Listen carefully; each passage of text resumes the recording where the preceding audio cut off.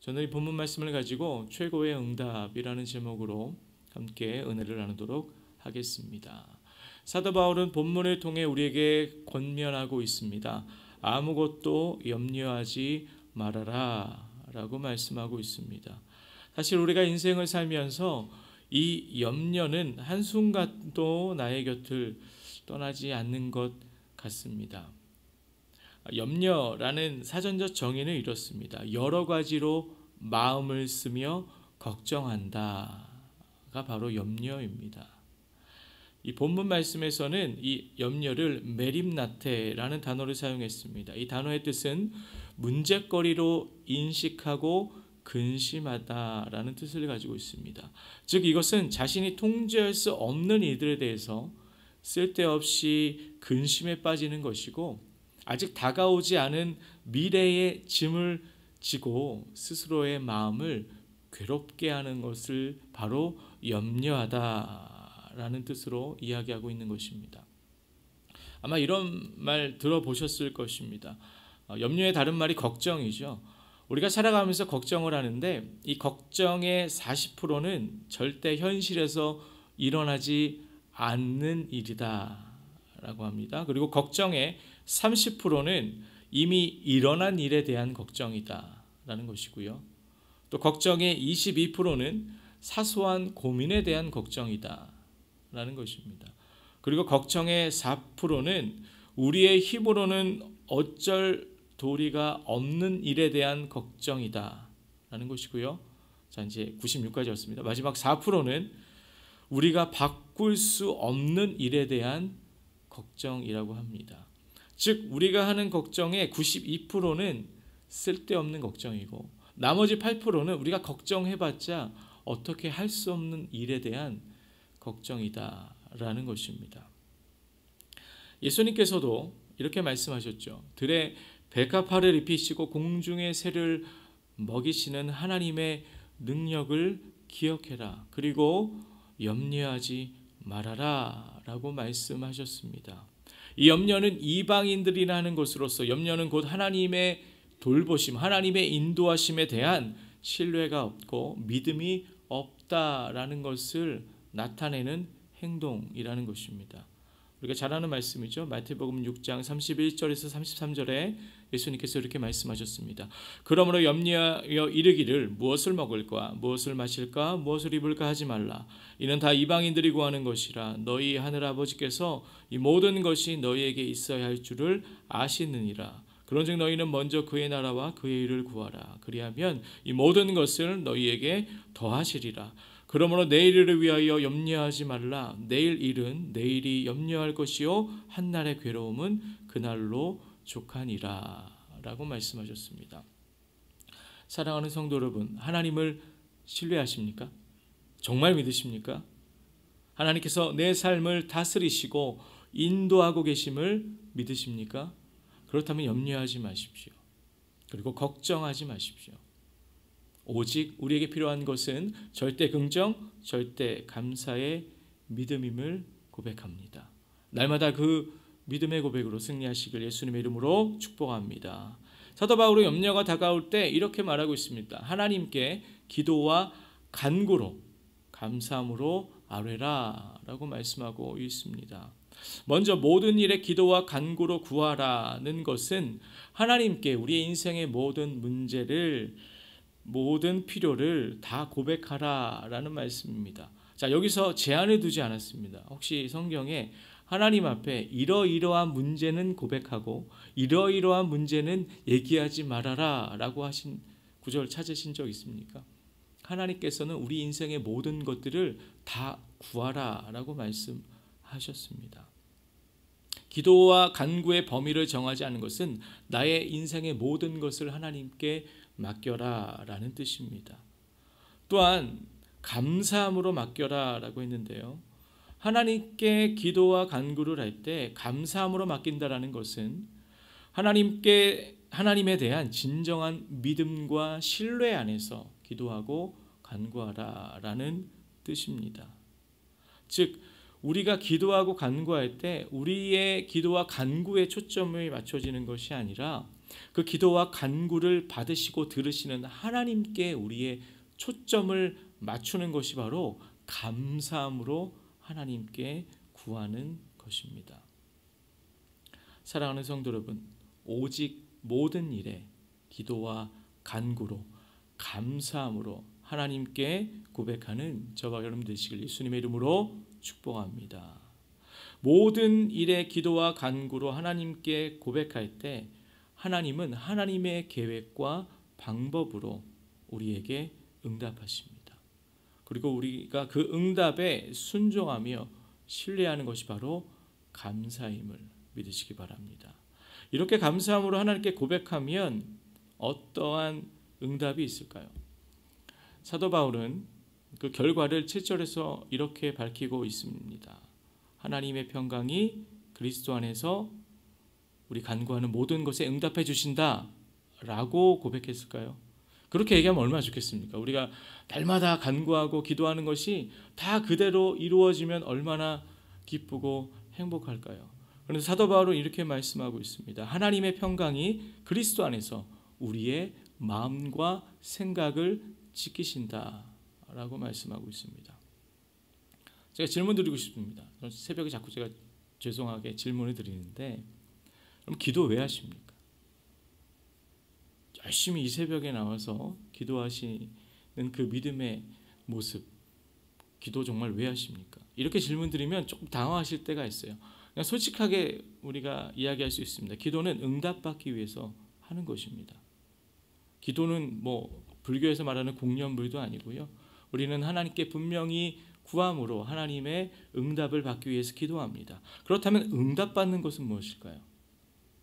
제가 응답에 대해서 사전적 정의를 찾아봤습니다. 응답이란 부름이나 물음에 응하여 답하는 것이다 라는 뜻을 가지고 있습니다. 다시 말해서 기도의 응답이란 우리가 하나님의 이름을 부르고 하나님을 찾고 요청하는 것에 대해서 하나님께서 답하시는 것이 응답입니다.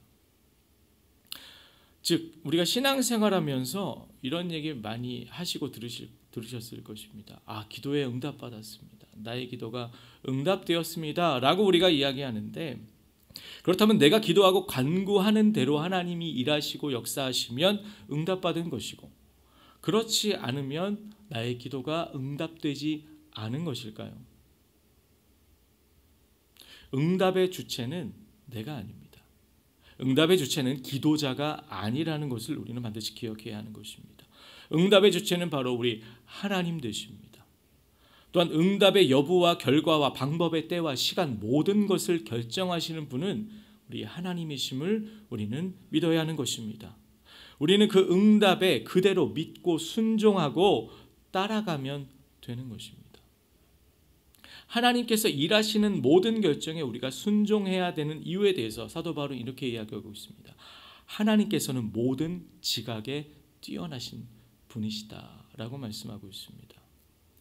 여기서 말하는 지각이란 단어가 이 누스라는 단어가 사용되었습니다. 이 뜻은 알아서 깨닫고 이해하는 기능이란 뜻을 가지고 있고요.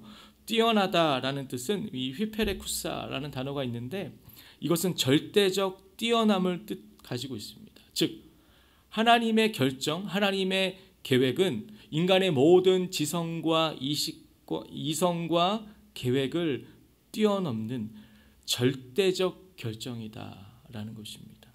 그리고 이것이 곧 우리에게 진정한 평안과 생명의 응답이 된다라는 것입니다. 저는 이것을 저희 어머니의 기도를 통해서 좀 많이 깨달았습니다. 저희 어머니가 저를 위해서 뭐 항상 기도하시는데, 제가 고등학교 1학년 때부터 이제 좀 사춘기가 본격적으로 시작이 되면서 이제 좀 친구들과 함께 몰려다니기 시작을 했습니다. 제가 지금 되게 이렇게 좀 착하고 선해 보이지 않습니까? 예. 근데 이렇게 어울리게 됐어요. 그리고 학생으로 하지 말아야 될 참 많은 행동들을 같이 하게 되었습니다.